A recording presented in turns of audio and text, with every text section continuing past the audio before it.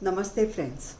Today I'm going to talk about a harsh reality which has hit the whole world and has now reached my house.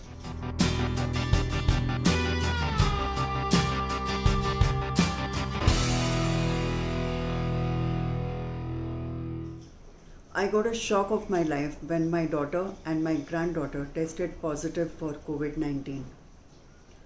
As if this was not enough, my son in law was tested positive too. The moment I heard the word positive, my mind was filled with an air of negative thoughts. Will they need hospitalization? Will their oxygen levels remain normal? Will the child be able to bear it? And then the biggest question, why me? Why my family? Why my children? My emotions found a way through my eyes.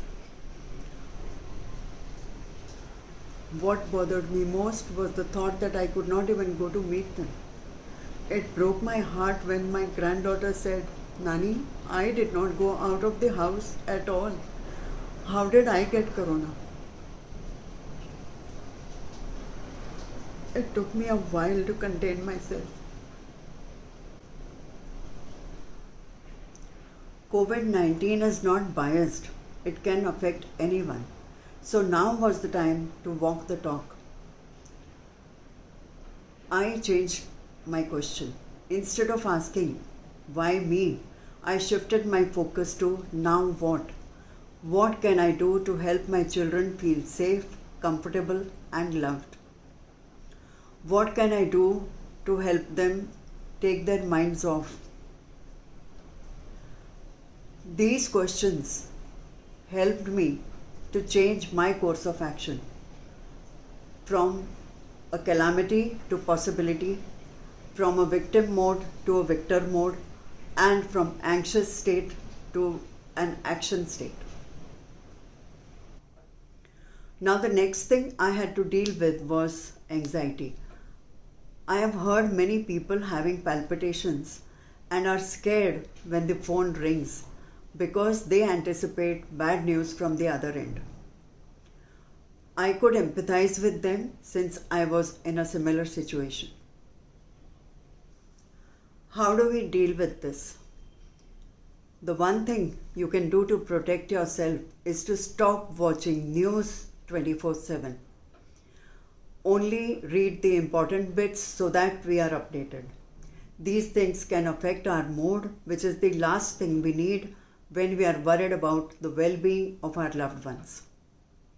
Next, it is very important to practice mindfulness in whatever we do. If you find your mind wandering or spiraling, just try to focus your attention on, say, what's outside your window or the sounds you hear, or even practice conscious deep breathing. 3. I know is a tough one, but try not to imagine the worst case scenario. Keep yourself busy, keep yourself updated of all the medicines prescribed by the doctors. Make sure the patients follow the guided meal and nutrition plans. 4. Be there for the caregivers. Most of the time, the patients and the carers just want to be heard, so be there for them and listen. Personally, I give a call to my daughter and her mother in law. My intentions are to listen to them and know what they are going through.